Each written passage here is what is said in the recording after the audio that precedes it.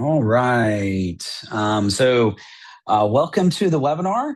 I am Zach Duke, CEO of Finosec, and we're going to be spending some time talking about simplifying governance, or really kind of IT governance, information security for Jack Henry financial institutions today. And really, there's a couple of key takeaways. So before I get started, we had a lot of people actually registering for this, which is awesome.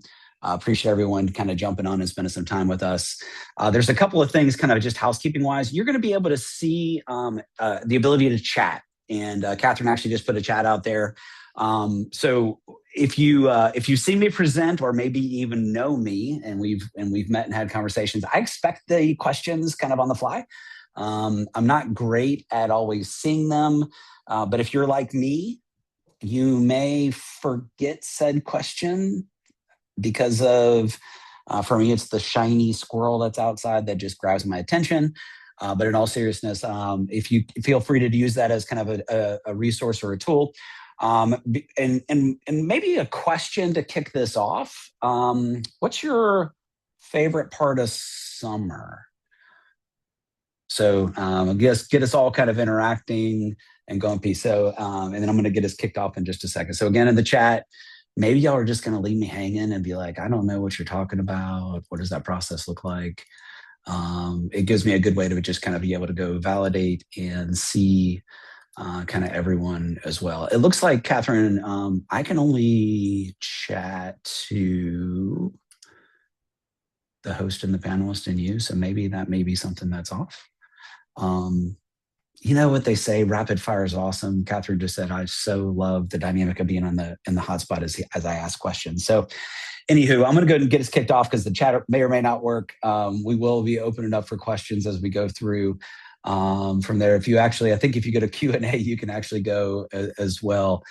Ben, appreciate the chat being disabled and just kind of confirm that. So let me go ahead and get us started. I want to be cognizant of time from y'all. So really kind of the vision of today is and has started from our experience at Finosec and being involved at Jack Henry events. So just a little bit about me. I've actually been in the industry 25 plus years. I've decided just to put a plus at the end now. I no longer want to say the official number, partly because of all these gray hairs.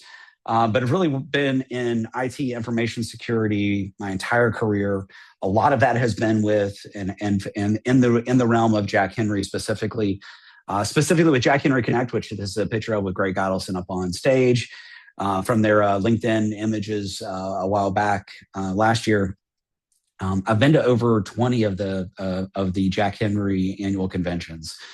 And been blessed to be part of that ecosystem. And really kind of the goal of this webinar was to go and say, as we've had conversations with folks and processes, what are some of the things that we have and that we've seen specifically for Jack Henry banks and the processes associated? So today, that's kind of the goal and the overarching. Perhaps you've met us at a Jack Henry event. We do a lot of the regional conferences and user groups. Perhaps you've signed up with us for the Finosec CAT and the Cybersecurity Assessment Tool replacement, and you're trying to figure out, hey, what else are the other things we can do? Or maybe it's just the first time that you've heard us. And in all those scenarios, we'll be giving you some really good information and some key takeaways as part of that. So with that said, I'm going to go start with what we call the 4 truths. I'd really try to level set with this because it really, I think, opens the door for the conversation around where we see the challenges specifically for the institutions that we're having conversations with. So we're going to spend some time talking about some specifics of this, but it's very fair to say that the regulatory expectations continue to expand. We've got the Cybersecurity Assessment Tool. You got new guidance related to third-party risk management, or if you want to sound really smart, to call it TPRM. You know, we got to have an acronym or abbreviation for everything. You can't say vendor management anymore. You know, that's now out of school. But so I digress. We have access management, and then the expectations we're expecting for things like AI governance, other things associated. So it continues to evolve. And a lot of that is because of the increased sophistication of attacks. Now, one of the things we're seeing just as a global kind of risk inside of financial institutions and community banks is this challenge of Third-party risk opens the door specifically. So the reason why the regulators are all over these things like vendor management or TPRM is the dynamic of the increased sophistication. Now, the real challenge is, if I could be positive on y'all's side, there's never a dull moment. Watch out, if you miss a meeting, you get a new hat. The real challenge here on the staffing side is those top two items typically spread the typical institution crazy thin. We don't have enough hours in the day. And then we get handcuffed by legacy systems or legacy processes. And really, hopefully that gets your kind of mindset thinking about these scenarios. Now, I want to go into some of the regulatory pieces that we've seen. The sunset of the Cybersecurity Assessment Tool, if you haven't heard, is really approaching quickly. We were actually doing several webinars around kind of the countdown to the sunset of the CAD and challenges with, hey, what should I do? Or, hey, I'm using NIST or CRI and it's really complicated. What are my other options? I'm not going to go in depth on that today, but that's a regulatory challenge that is very much front and center. We've got the Finosec Cybersecurity Assessment Tool we'll talk through, but essentially the challenge that we've seen here is the old way we did it, which was basically assessing your maturity and your inherent risk, identifying the gaps, determining where you need to be, get that plan to attain and sustain and reevaluate, has foundationally changed depending on what solution you actually go through and use. And this is actually a snapshot or the actual process from the FFIEC CAD. So that process is changing, creating some unique challenges. The interagency guidance on third-party relationships on risk management. Now, you won't hear me say this very often, but it's really good. It's very prescriptive. So I actually said very good in a regulatory update in one sentence. I mark it down from that standpoint. If you haven't spent a bunch of time on this, we're going to be sending out this presentation. The recording will be available as well. But the overarching piece of really what they talk through are these 5 steps. And I want to be intentional around this today because there are some things that have foundationally changed and some things that I've actually seen are different and maybe that you haven't addressed. So the first concept here is step 1 is planning. So step 1 for some of you may be somebody just signed the agreement and now I need to go fill out the due diligence documentation in the process to make sure that I get credit for whatever the heck we've just signed up for. Not that that would ever happen, right? But what's changed here is this concept that they want to make sure that the solutions that you're or the providers that you're partnering with actually match your strategic plan. They make business sense is really kind of the overarching goal. Then you get into due diligence. Now, look, contract review is a completely separate step. And, I think the heart of this is things like liquidated damages, if you're familiar with that on the core side of just making sure that you have a way and a mechanism to not get stuck with massive bills. Then you've got ongoing monitoring after you've executed the contract and then termination. But you have to plan for termination before you're going through the process and the due diligence. So there's a dynamic here of really the increased expectations in most institutions that we're talking with today haven't taken this updated regulatory guidance and put it into their world. So it's creating some unique challenges in the process. Now, we've also had the updates for authentication guidance. If you haven't seen this, it's really around things like MFA, but more specifically, it talks about managing the least privilege. Now, I love this dynamic. That update from the FFIEC replaced, and I've got this as FDIC. If you're a Federal Reserve bank or if you're a OCC bank, it's really FFIEC. These are the previous guidance. Look at the dates, though. October 12th of 2005 and June 29th of 2011. So massive changes happened in the authentication guidance that came out. Just to kind of put a bow around this process. Remember when you used to log into internet banking and you would have this picture over on the right-hand side and the picture would be your two-factor or your second form of being able to do authentication? I love this picture. I'm going to be a little funny and you're going to get some dad jokes as we go through today. First off, I love that picture. It makes me laugh every time I see it. But I had a picture of a horse. So I would log into internet banking because I saw that horse, all of a sudden I'm secure. That's the type of expectations that was in the previous guidance. Now, the new guidance was very specific. Now, and we can send you a link to this if you want some additional information. This is actually from almost a $500 million community bank in Texas. One of the things we do at Finosec, we're very intentional around being aware of formal actions, where the regulatory trends are going. So this is not a verbal warning, which a lot of times you would see in your actual exams, or even a written expectation. This is a formal consent order. This is something that now becomes public record. Well, on this one, they actually had a specific section on identity access that the institution had to do.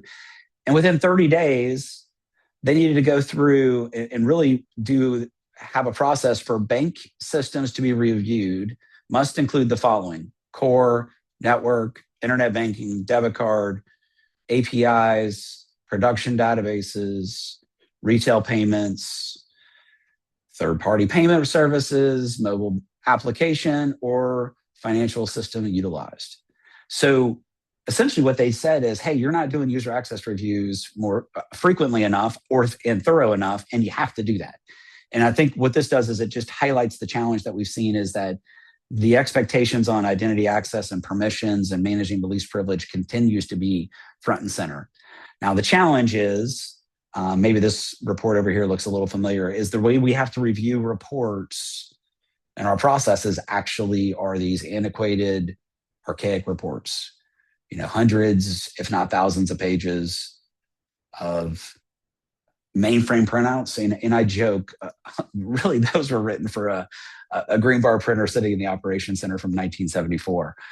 Creates real challenges when you start thinking about, multiple pages, just kind of going into Jack Henry specific systems. It's very common to have 3,500, 4,000 permission options. Now, depending on which core you are, if you're core director or 2020 or Silver Lake, there are different components like global security for Silver Lake and menu access. But the real challenge is really kind of the same. It's this challenge of, hey, how do I go manage my employees and make sure that they have the right things in the right process? And then how do I do these reviews with those archaic reports? Now, at the same time, so if you've been to Jack Henry Connect over the last several years, I'm sure you've seen some differences. They've really kind of foundationally changed a number of different things. So one is, if you're not familiar, they actually have an open API focus where they're allowing folks to be able to go do development for. A lot of this is Banno, but it can also be for kind of the core side as well. I want to say JConnect, but it's the dynamics of just being able to go through and be able to do access and integrations. So they've published this information. So any fintech third-party provider can go out now and do development.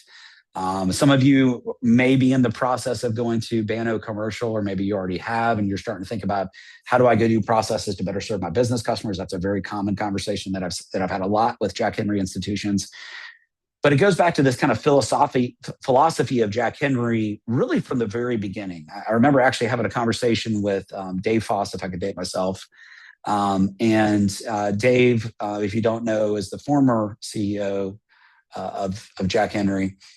And he was, at this point, was actually running a group called Profit Stars, which was their kind of ancillary products, not core specific. And he was telling me this conversation around, as he stepped into the role of like, why are we having all these other providers in the room at the Jack Henry events? Like, what is that concept? And really, from the beginning, Jack Henry's design has been best of breed and letting you be able to partner with who you want to partner with. And this jackhenry.dev is another great example of that same concept. So what happens here is now a third party can actually do development quicker, faster, better. You actually have access to newer solutions and integrations, unlike really before.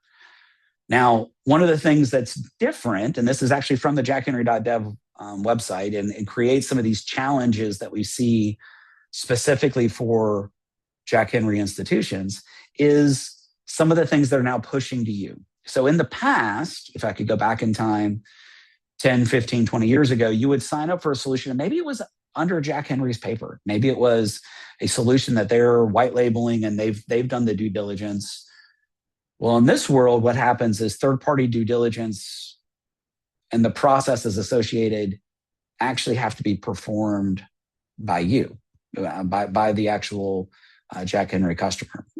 So this is a snapshot from their website. It basically says third-party vendor due diligence. When the entity is using the API as a third-party vendor and not Jack Henry or the customer, who is responsible for vendor due diligence? So really, hey, best practices. What's the expectation here? For any API provided by Jack Henry, customers, that would be the banks as the customer, customers are responsible for all third-party vendor due diligence. Vendor membership in Jack Henry's VIP does not alleviate the customer from any due diligence obligations. So essentially what they're saying is you can partner with whoever you want to, either on their VIP program, which is really JConnect, or through the jackhenry.dev concepts of being able to open API and be able to go do that. And you can have really great new solutions that are rolled out into either your tech stack, your backend operational processes, or even to your customers.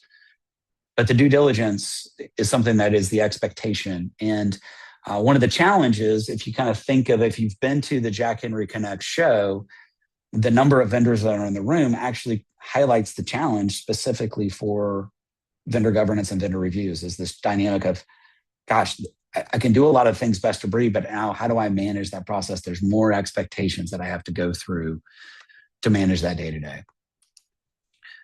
The next one is access management. This is the kind of same snippet. So on this one, it's from the jackhenry.dev website. This is identity and access management. Who's responsible for creating, revoking, and performing periodic access reviews of API credentials? So a lot of this gets into what has access to the CIF record. Can it do debits and credits? Is it just changing the name of the customer to be able to go have those matches? That's one type of integration that we've had that for years on the loan side. So you wouldn't have to do multiple keying in of folks when you have a loan than when it goes into core. But when you really kind of think of this process, really what it's talking about is how are you performing that? And I'm going to go really high level. And let's say you start with a partnership with a vendor initially that has access to API to Jack Henry on the back end. And all they're really doing is they're just getting an export of the core data. And they're giving you dashboards and reports. That's one kind of risk. That's a risk that if that data goes out, right? I mean, you wouldn't want to protect that. But as you go forward, your risk posture changes. Let's just say that vendor now all of a sudden adds a new solution for youth banking. And they've taken the data and the analytics and have realized that the average age of the customer inside your institution is X, and they've created a solution now for youth banking. And now youth banking is a little different. Now it can do debits, credits to the core. It's not just the export. Now it can actually write and do those pieces and be able to do actually financial transactions.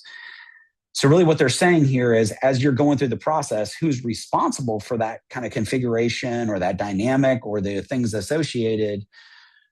Customers are responsible for revoking and performing periodic access reviews. Jack Henry is responsible for creating credentials for major data aggregators on behalf of customers.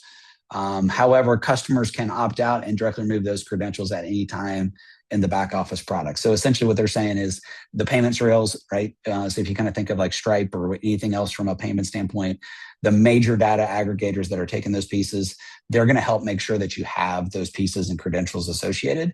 But ultimately, you're responsible for making sure that you manage these pieces, just like in the vendor side. So I used to use this kind of example years and years ago where, and I'll really date myself as I say this, when we used to have this thing called Service Bureau, which essentially it's cloud. For those of you who have not heard the term Service Bureau, that's what we actually talked about was cloud or hosted infrastructure where your core system was not at the bank. It was called Service Bureau. Today, everything's cloud, right? I haven't heard Service Bureau in a long time. But when I heard these conversations of institutions go into this model of Service Bureau, there's a lot of conversation on due diligence and expectations. And it was almost like there was this outsourcing of responsibility that happened where all of a sudden, I don't have to do these things. I'm just going to have the third party manage all these things. But in reality, what ends up happening, even though those systems or these processes or these solutions are not built internally, they're not hosted internally, you have to manage them just as if they were inside your institution and an employee and a process was actually managed. And that's really the expectations and best practices. Now, at the same time, we have this thing, and this is the Gartner hype cycle for AI. I would so love to see all of y'all's videos, but as I say this, has anybody heard anything about AI? Is it kind of like a thing? Maybe a little bit of buzz. Now, what's really interesting as I say this hype cycle, I think, is so spot on. So essentially what this is saying, on the bottom, you have time. So you got longer time the farther you go out. The expectations are low and then go up. So what we see is you start using AI. Some of you may be in a scenario where that was a long time ago. Some of you may just be in the kind of early infancies. And then you're like, wow, this is awesome. And you go on this super long road and you're like, man, this is the best thing ever. It's so good. Then reality kicks in and you start going down. Now, some of you are like, I don't think this thing is ever going to stop going down. I'm so not convinced on AI because it's hallucinating and making up stuff. I remember early on when I was playing with AI, I was using it for a blog post and it started adding these things that were around access reviews and expectations. I'm like, oh, this is awesome. I can't wait to write this. And I'll get a little more research. It's like, no, never mind. I don't need to go put that out. So this trowel of disillusionment is there is a time if you're on the downward part here where it's going to get better and things are going to change. And I use this because when I start thinking about APIs, I start thinking about the dynamics of what's going to change foundationally in the industry. AI is going to change the game. If you don't realize that, you're going to see that day after day after day. It's going to make processes easier. You're going to be able to better serve your customers. You're going to get some operational efficiency. But that's going to increase the number of vendors that you're using or the processes and the data access and the components. There's going to be some real interesting pieces. So essentially what this is doing is, again, going to this cycle is you have the initial, you have this expectations are just amazing. Then you're like, oh my gosh, doesn't work. And then there's this slow and steady piece where all of a sudden we start seeing the actual expectations. Now, what's really interesting for me as I present this, I've done a lot of sessions on AI best practices and AI governance. The challenge is each and every one of you is in a different spot on this curve. So some of y'all are on the beginning and thinking like AI is the best thing ever. Some of y'all are, again, going down and like, I don't think I'm going to touch that. I don't trust it. Some of y'all have realized, gosh, there really are some things and you're kind of in this scenario. So there's some unique pieces, but I wanted to highlight when we think about third-party risk management, we think about access management, we think about vendor reviews. I have full expectations that the ability for you to be able to go do things for your customers and internally is going to be better and better over time. The challenge is going to be you're going to have to do more things on this due diligence and the access management side. It's going to become a bigger challenge as we go forward. So really kind of what I was trying to set the stage for was the regulatory expectations that we see, the dynamics that are unique to Jack Henry, kind of the expectations and kind of their best of breed mentality. Put a bow on this concept of AI governance and process. And then really from there, I want to change gears and just talk about Finosec and just how we help Jack Henry banks. Now, for those of you who have met Scott McElrath, Scott is my my co-founder, and if you've met him, you're like inside the bubble. He's the guy that makes all the magic work. So he's not on these presentations or pieces. And for those of you that maybe know me really well, rest assured, he is completely wired different from me. Most of you are all going saying hallelujah. That makes me feel much more comfortable about Finosec. I don't take that personally. It's so okay. I know the dynamic. But in all seriousness, one of the things that he has built into the platform on the dev side is this concept of we want to make sure that we get the foundation right or get the data right. And in reality, what Scott does, and this is one of the pieces that he really drives me bonkers on, he's got an acronym or an abbreviation for everything. And for me, I always feel like I am not smart when abbreviations and acronyms start coming in. It's like, oh my gosh, what is this thing? I don't know what it is. So what he's been telling the dev team for a long time now is this concept of dry, and it's don't repeat yourself. And I remember the first time, dry, like, what are you talking about? Like, do we need a towel? Like, what are you talking about with the dev team? But what I realized as I go through that, really in reality, what he was doing is he's doing this Jedi mind trick. And now I can't get dry out of my head. And the foundational piece, or the thing that's really kind of the most important with this concept of dry and don't repeat yourself, starts with the system map. And for a Jack Henry bank, there's a lot of things that are associated here. So inside of here, what I'm showing you is our system map. This has got banking applications, business applications, and IT applications. We have several customers that are on. Some of you most of you are going to have access to this unless you're just on the cyber assessment tool. But the concept here is being able to go in and be able to go and say, by system function, think purpose is really function. What are we using? So for core, you can say Jack Henry, you can put Silver Lake. For imaging, you can say, hey, we're using Synergy and Foresight. I'm using Silver Lake Teller. To go really kind of micro in the Jack Henry world, maybe it's you're using Streamline for loans, or you're using, you just replaced Yellowhammer with Defender, or maybe you're rolling out commercial banking now through Banno, and now it's not just consumer, but it's also commercial. There's all these things associated. And of course, the names change, the products change. There's all these kind of challenges and things associated. But what this does is it allows for us to be able to have a centralized place where we can actually document all of your system functions. And one of the things that's really unique with us is we have a lot of experience. We actually have over 50 customers today are Jack Henry, and that number continues to grow. And a lot of this is we're able to leverage the shared knowledge of those systems and the functions to be able to go help populate this. Now, you'll notice, not only do I have the information here, I can see who the business owner is, but check out this information down below. I can say, is it in-house or is it cloud or service bureau? If I can again date myself, but again, the dynamic of cloud. Is it managed by the MSP? For those of you that are on Gladiator and hosted network services, that's a really good example. We just added uses AI. So if you're a Finosec customer today, one of the things that's on the system map now is you can actually go in and check the box for uses AI. That's the first step in our AI governance strategy related to third-party risk management. Is number one, know what vendors, what solutions are actually using AI, be able to go report on it. Contains PII. I'll show you how that works in the PII assessment. But just does this system, does this function have PII data? Does it have individual access? I.e., am I adding users to it? And really what this does is it sets the foundation really for everything that we're doing in the platform. And one of the things that's really unique with us, specifically because we have so much experience with Jack Henry community banks, is we're able to go leverage that knowledge and expertise to be able to go help all of the other Jack Henry customers as we go. So some examples of that tie in. So now some of you may just be on board today and come in and you're just the Finosec Cybersecurity Assessment Tool. If you're not familiar, we've done some really cool innovation around the sunset for the Cybersecurity Assessment Tool. I'm not going to go in depth on that today. We've got a countdown to the sunset webinar that's coming up. There's some great information on our website. Our team would love to share that with you.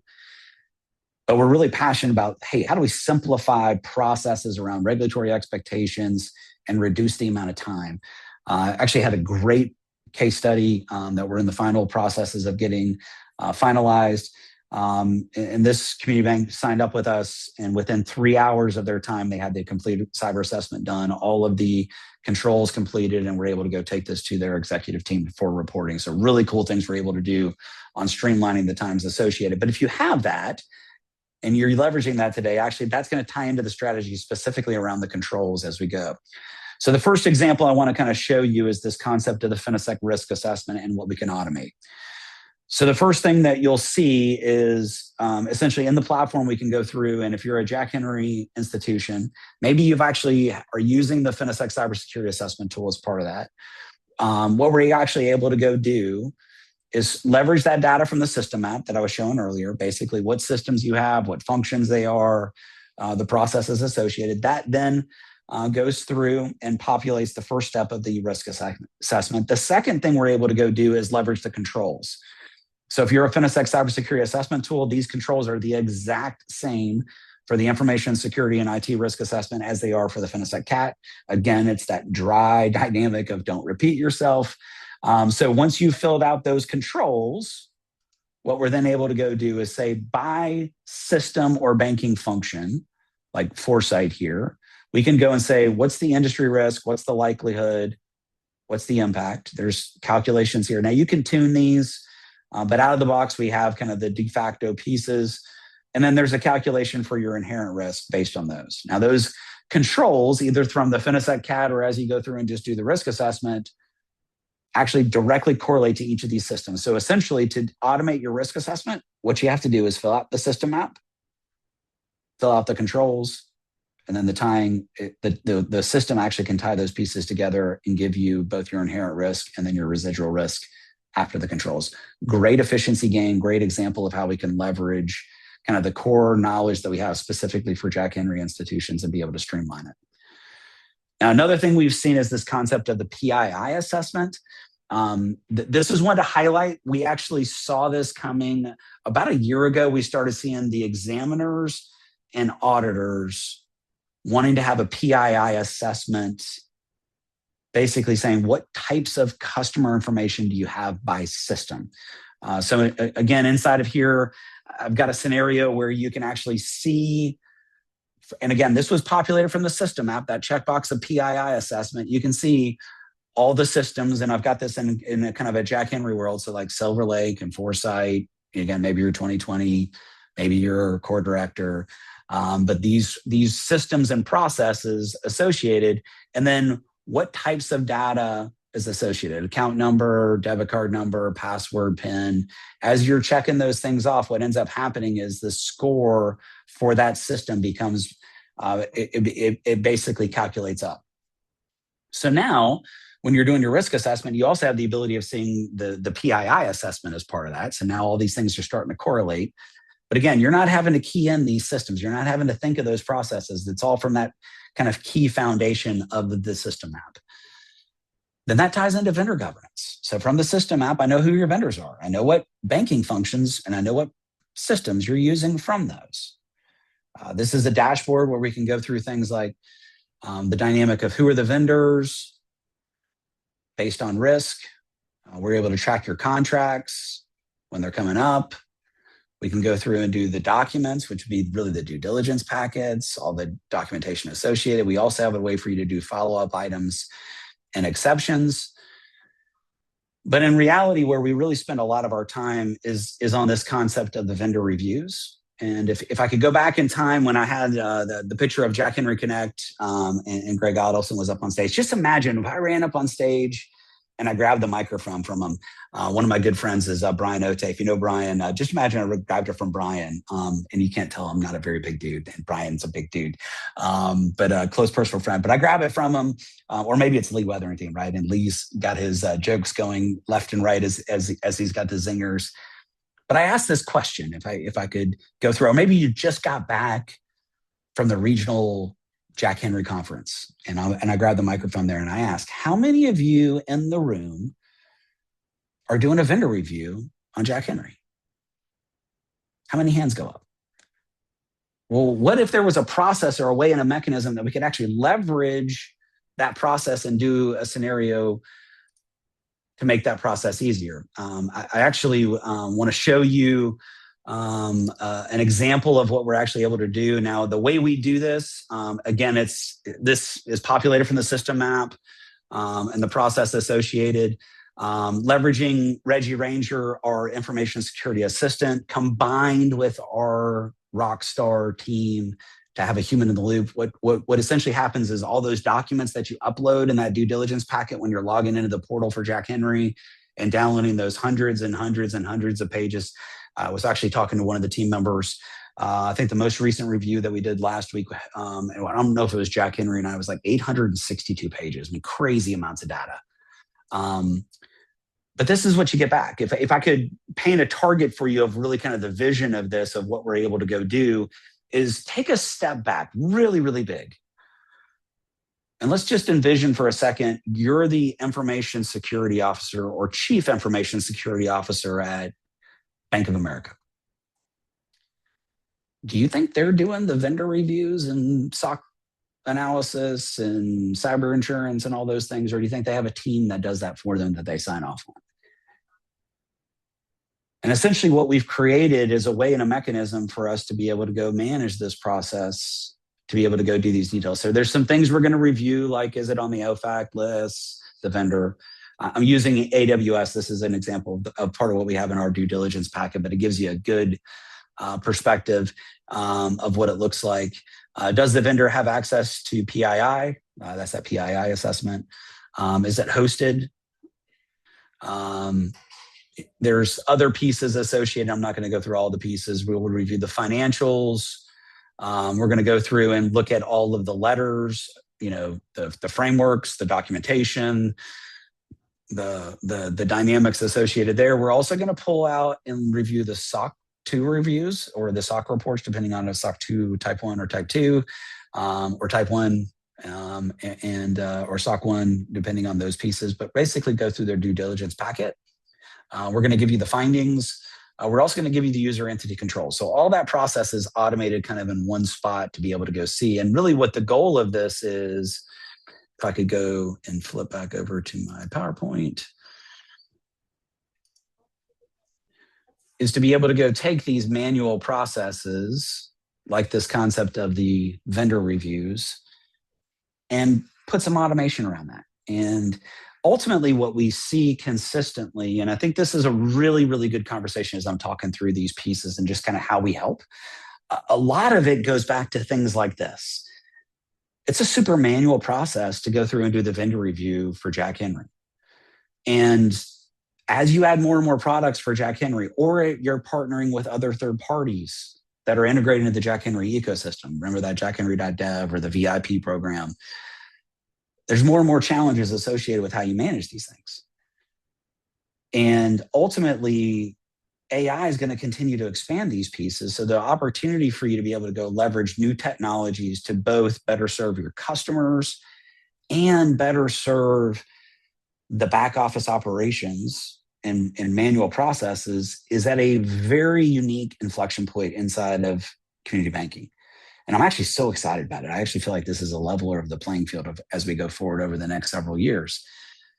But this is the thing that we've got to get our arms around. How are we going to go do these processes and get you and your team out of having to do these acts of heroism and manual processes of reviewing like 862-page documents of due diligence. At the same time, we're able to help with access management. So with access management, the process here is we can match your employees to the systems. Specifically for Jack Henry, we have several systems that we've built the ability to be able to do access reviews. So remember in the beginning, I was talking about the $500 million community bank that was written up, and really kind of the trend we're seeing is not only do you need to do this review, you need to do it more frequently. And if you're the person that's doing the reviews, or maybe that person works for you, I always joke that if you don't have a good solution or a process and you say, I'm going to do this more often, you're going to have a pitchfork at your door. Somebody's going to be out there going, gosh, what the heck is this? It's just really difficult. So what we've done is we've actually built a process to be able to go review the Jack Henry banking applications. So think Silver Lake, CoreDirect, 2020. But it's bigger than that. It's things like Synergy and Foresight and Streamline and Banno and Bill Pay for MyPay and Cognos. List goes on of all these systems that you're going to have inside your institution. And essentially what we've done, and this is for kind of Silver Lake specific, so it just gives you a perspective, is we built a system to take the standard reports. So if you're a Silver Lake today, things like the 9143, the 9145, these actual reports. And essentially what we've done is been able to go upload those. Now they're different if you're global security or not global security. So there's some nuance in all these things. But really what we've been able to go do is build this comprehensive listing of the systems and the permissions. And essentially what your team does is uploads the report to us. and then our magic kicks in. There's really three things we're able to go validate. Number one is terminated users, making sure they're removed. The secondary thing is we're going to have it where you can focus in on privileged access. Just inside of core, it's so common to have 3,000 plus permissions. Now, I'll go for those of you that are in Silver Lake in 2020, some of those could just be menu. They really don't have permissions. It's just like the read write on the menu. But it's a permission option. It's another thing we have to review. Well, what we found is there's a handful of permissions that are really important that you should be all over. Things like maintenance, online transaction entry, general ledger, dormant, and being able to go see those privileged accesses is a great way for you to be able to go focus in on the most important. And then the other thing we do, and just envision if you're the person that's doing the user access reviews, what if you could see just the changes from the previous time that you did the review? How would that, I hate to use change again, change the amount of time that you would use being able to do the review? So there's some pieces that we've been able to build in the Finosec platform. And again, since we have so many Jack Henry banks, we have such a knowledge of their systems and their processes and those dynamics. It really increases the ability of time to value for you as a customer of ours. And as I'm talking through these things, a lot of times what ends up happening is we start this conversation around, here's some challenges with the regulatory world. Here's some challenges, again, like we talked about around Jack Henry. And in reality, what we see are these manual processes. And a lot of times it's spreadsheets. It's things like over here on the right, it's your to-do list, it's your exception tracking, it's your vendor management, it's your risk assessments or access management, or maybe even your cybersecurity assessment tool. Maybe you're using a tool for some of this, but then you've got other stuff. Or then the regulators come in and they say, hey, you need a PII assessment. It's a really good example of something that we see these conversations, but your existing processes, your existing tools, your existing spreadsheets don't have a PII assessment. So what do we see? We see the typical community banker opens up their email. They add all their buddies, maybe even their auditor, and they say, hey, has anybody got a PII assessment? And then the challenge becomes, now I have another spreadsheet that I've got to go manage and update. I've got to go back and I've got to update all my systems that I have and add my users to. I've got to go add another process to be able to go in and make sure that I'm tying that into my risk assessment, into my vendor risk assessments and processes. And all these things become disparate systems and processes. And at the end of the day, what that ends up doing for you and your team is it creates more work, more effort, more manual processes, and really more acts of heroism. And at the end of the day, really where Finosec kind of shines, or really where these pieces are that we're trying to give you this perspective of, is taking these concepts, these things that are labor intensive and challenging and process oriented, putting them in one place where you can stay dry or don't repeat yourself. He has done the Jedi mind trick on me. I just cannot get this darn thing out of my head. But this challenge of being able to take these systems and processes and then set it up for AI and have Reggie Ranger be able to go walk alongside you and automate these tasks and automate these processes to be able to make it where it's more efficient, it's more effective, it's more detailed, and ultimately it takes less time and process for you and your team. So that's the end of kind of the presentation or the things that I've got on my side. I've got my contact info. A couple of things that we're doing and I probably should have started off with this. So for each and every one of you that have actually attended today, we're actually going to be donating $10 to Folds of Honor. We've got some really cool things when we started the company of being able to give back. We've been doing Folds of Honor for a long time. If you really want to get emotionally plugged in, have a conversation with Adam Causey and our team about Folds of Honor and why it matters. Oh my gosh, like hair on the back of my arms is standing up as I say that on just how important that is to him. And that's part of how we're actually able to have phenomenal people on the team of Finosec. Super blessed as part of that. I've got my contact information. If I haven't connected with you on LinkedIn, I'd love to do that. And with that being said, I'm actually going to open it up for some questions. I think the Q&A is actually working as part of this. As part of that, hey, Sharon, I knew the answer on yours chilling by the pool associated. Ben was saying Summer on the Lake was one of the other ones that we had. Stephanie said, we're developing our own manual process for evaluating a vendor's use of AI. What plans do you have in this capacity? So Stephanie, great question. We actually, the first step is that the foundation and the system app of checking the AI governance checkbox. Second thing we've done is we've taken 9 specific categories of risk. Actually, I'll pause this and I can actually throw this up because I think this will get your wheel spinning. Now I'm doing something on the fly, and if you're like me, there's a little bit of a risk doing that on the fly, but I think I've got it up. This has been a lot of our active conversations that we've been having, and I'd be happy to share this with you. The second step of this is going to be taking that information and the systems associated. This is actually what we're in flight of right now to create the AI governance or AI risk assessment, is these 9 categories. So data quality, if you don't have accurate data with AI, like you were up the creek without a paddle, how's that data protected? What is the governance? Who owns it? Who owns the model? What's the process associated? How do you unwind if you end up having the AI model trained on your data, but you want to be able to terminate the agreement? Bias and fairness, that's a real big thing on the lending side.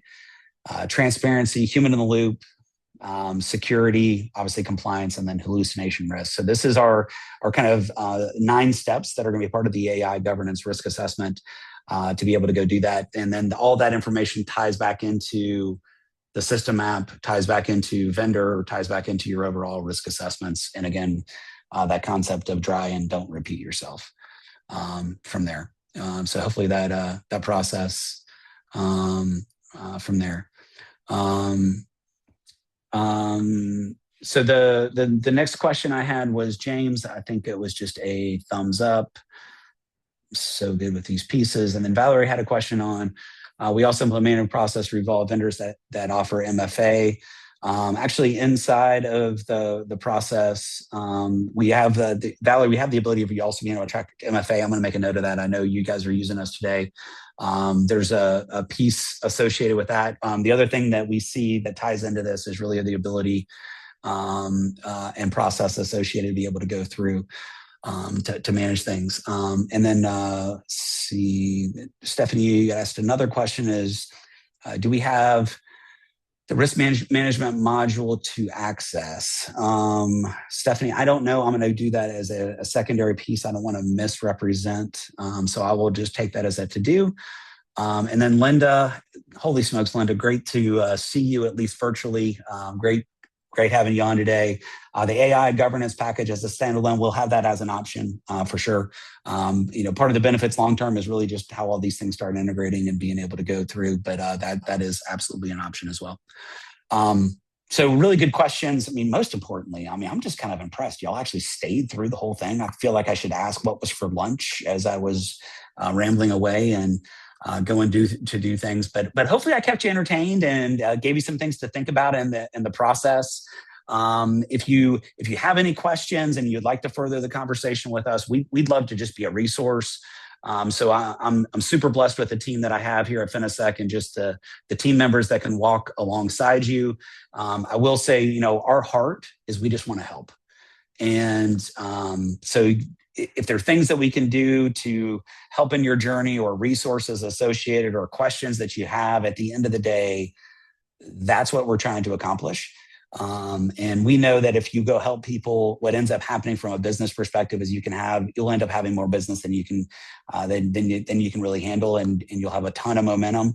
And more importantly, you'll be helping people along the way. And again, really appreciate everyone jumping on today. We're going to be able to do a nice check to folds of honors, and the piece associated there as well. So with that being said, I think I've got one more on the Q&A side.